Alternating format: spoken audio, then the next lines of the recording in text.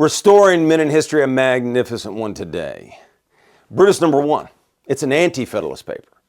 And these are important because some of the warnings and the dangers that the Anti-Federalists talked about have come true.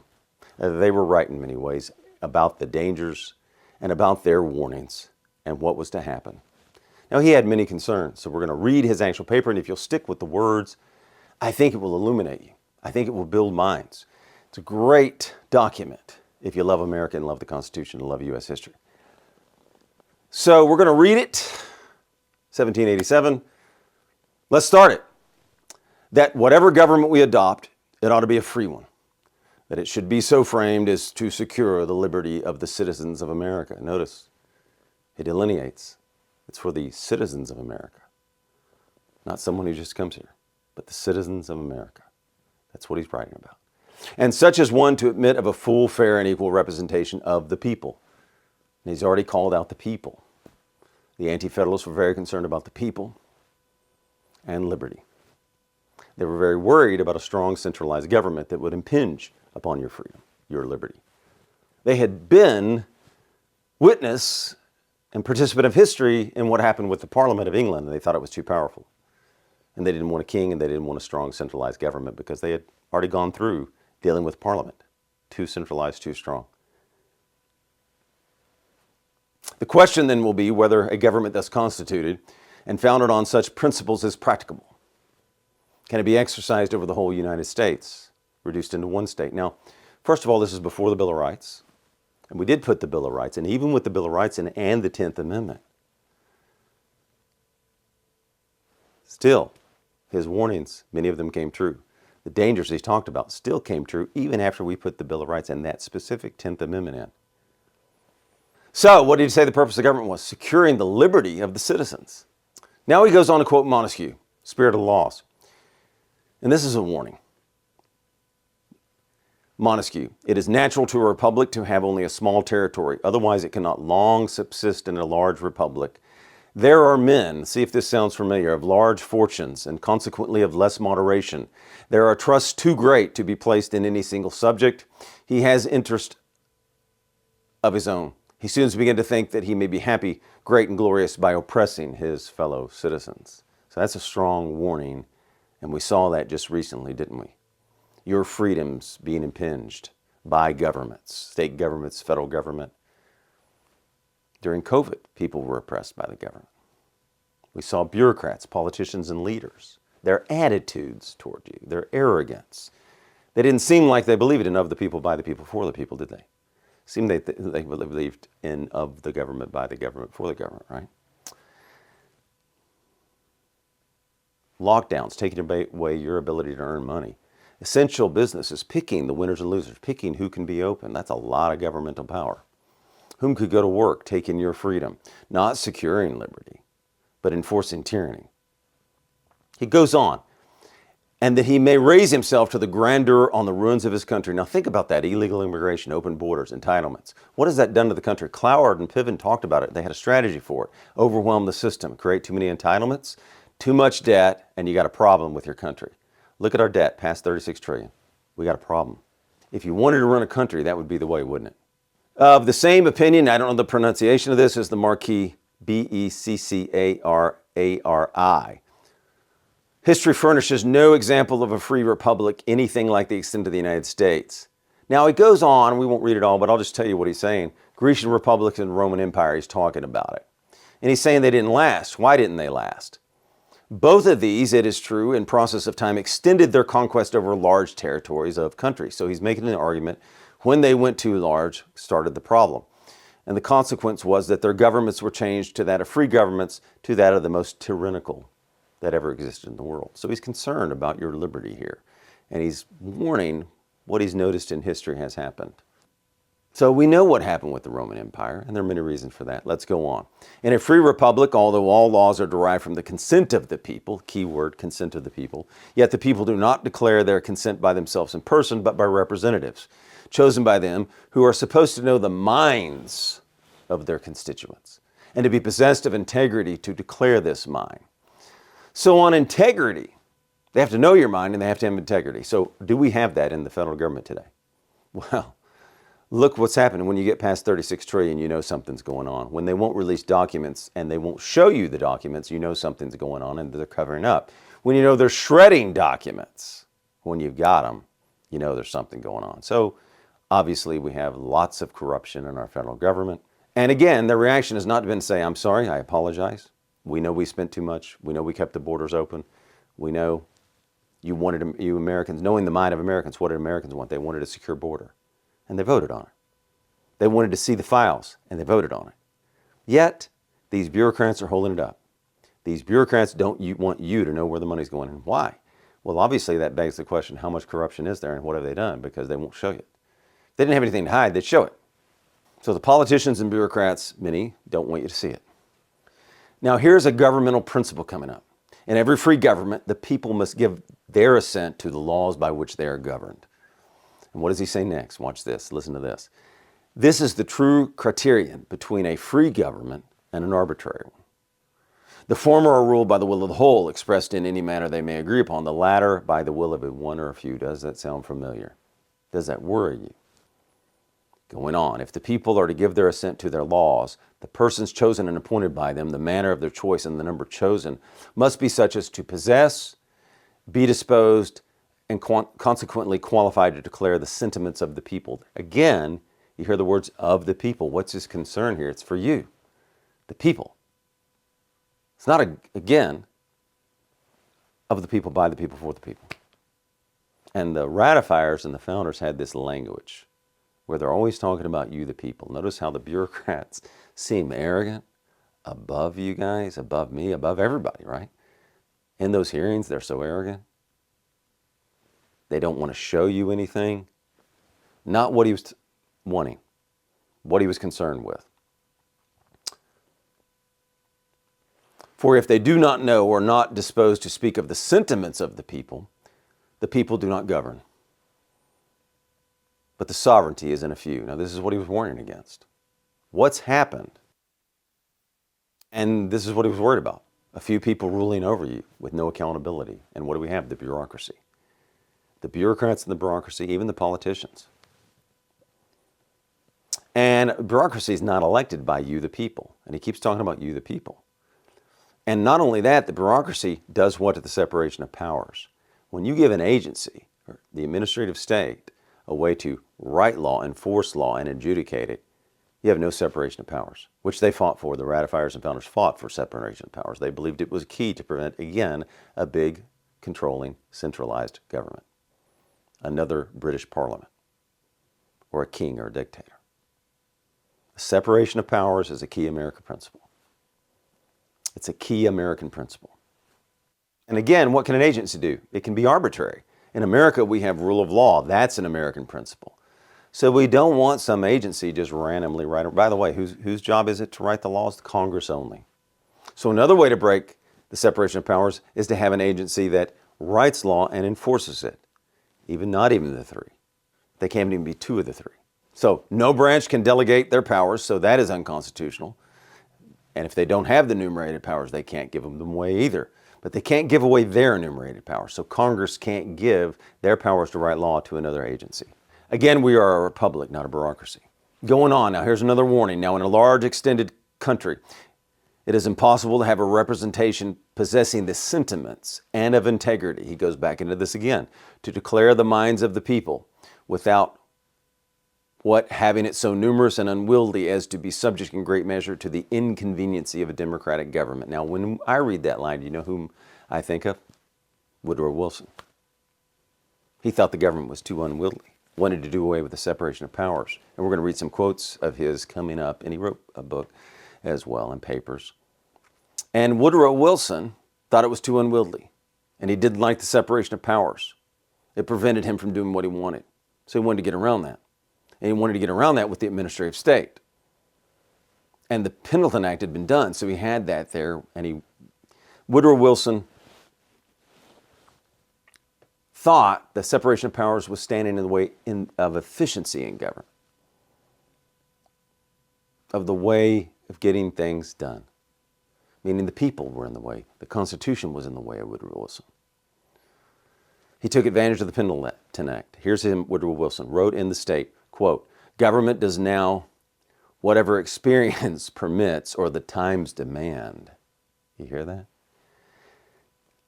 That was taken from the birth of the administrative state, Ronald Pestrestio, or P-E-S-T-R. Anyway, it's Ronald Pestrito, I believe that's how you pronounce it, from heritage.org. In Notes for Lectures at St. John's, Woodrow Wilson said this: "Give us administrative elasticity and discretion," he urged. "Free us from the idea that checks and balances are to be carried down through all stages of organization." Ready to throw away checks and balances and separation of powers is Woodrow Wilson. He was getting in his way. Now back to the heritage piece. Relying heavily on European models of administrative power, Wilson laid out a vision for alternative discretion in 1891 that directly rejected the rule of law model, American principle. One of our largest American principles is rule of law, not arbitrary law, not rule of man. Now listen to what he says. "The functions of government are in a very real sense independent of legislation and even constitutions." He's point blank here. "Because they are as old as government and inherit in its very nature the bulk and complex minuteness of our positive law, which covers almost every case that can arise in administration, obscures for us the fact that administration cannot wait upon legislation." What did Washington warn about too? "But must be given leave or take it to proceed without specific warrant in giving effect to the characteristic life of the state." Now notice how he uses the state. And that means a lot. Big government, big state, small people, right? The state. So that's Woodrow Wilson. Wanted to do away with your Constitution so he can get whatever he wants done without legislation, without the Constitution, without you, the people. Back to Brutus number 1. The territory of the United States is of vast extent. It now contains nearly 3 million souls and is capable of containing much more than 10 times that number. Is it practicable for a country so large and numerous as they will soon become to elect a representation that will speak their sentiments? Again, he goes back. Notice how important he thinks the sentiments are. He has repeated this and repeated this. The bureaucracy doesn't hear your sentiments. In fact, they're arrogant toward you, without their becoming so numerous as to be incapable of transacting public business. It certainly is not. In a republic, the manners, sentiments, and interests of the people should be similar. Now here's a key point. And it also goes to open borders and who comes into the country. Because America is a nation, and we've got to have similar interests and values and virtues to last as a nation. And again, one of his thoughts is it can't last long, the Anti-Federalist. If this not be the case, there will be constant clashing of opinions. Does that sound familiar? And the representatives of one part will be continually striving against those of the other. So that prediction came true, didn't it? And these Anti-Federalists were sharp men. States' manners and habits would differ in the states, and they would be composed of such heterogeneous and discordant parts as they would be constantly contending with each other. And that has happened too. Open borders, indoctrination centers, the schools, which teach you to hate the Founding Fathers and hate American principles, free fair markets, the Constitution, the Founding Fathers. By the way, the only way that we could have governed a large sphere is by what was ratified, the federalism part, compound republic federalism. We're not going to talk too much about it because I have, but federalism enabled most and all domestic powers to be realized in the states. So the states gave the federal government few specific powers, Federalist 45. The states kept numerous and indefinite powers, and they were supposed to keep all the domestic powers, and mainly the federal government would handle foreign powers and protect you and protect the borders. But we've gone away from that, and that has caused this great division in this country. Because if most things are done at the state level, you can move with your feet. If most things are done at the state level and the federal government's not pushing down like a great Parliament of England on you, you don't feel it as much. If they had stayed in their lane and stayed only in their enumerated powers, we'd be a better nation. Remember, he wrote this before the Bill of Rights and the 10th Amendment. And he still predicted this. And we even put the 10th Amendment in there.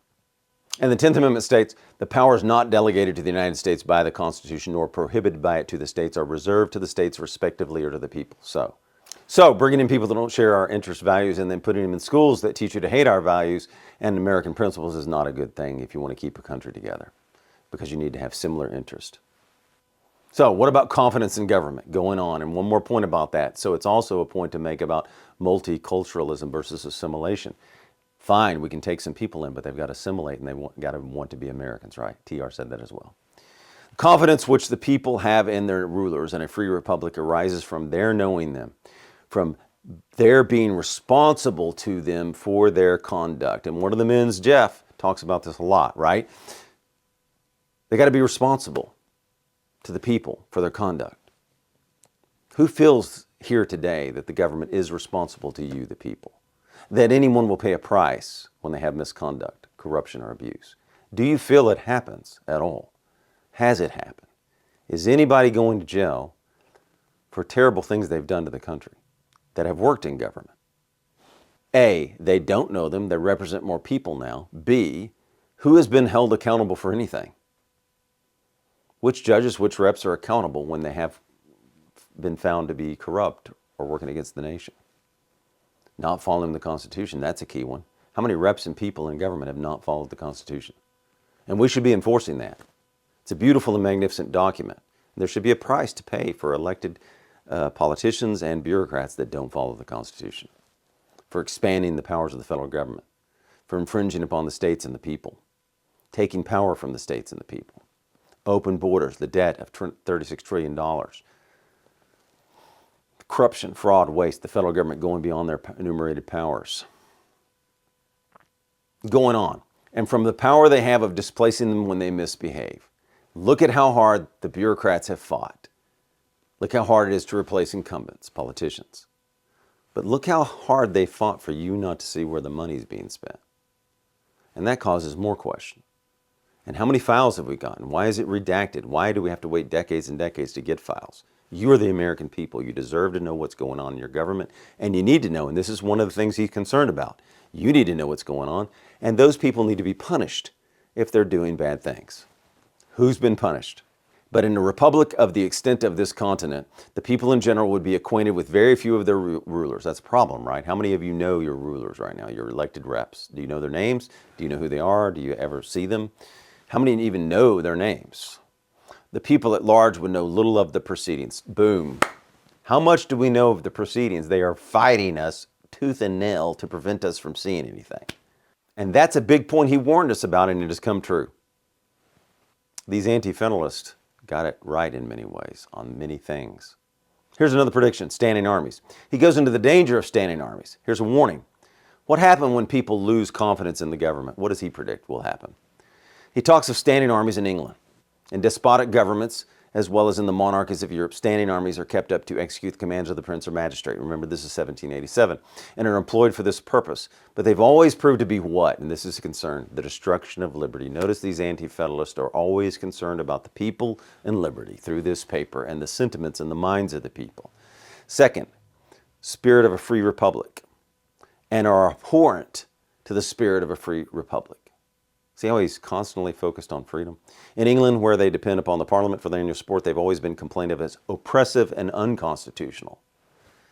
In America, we have a constitution we love and we want it followed.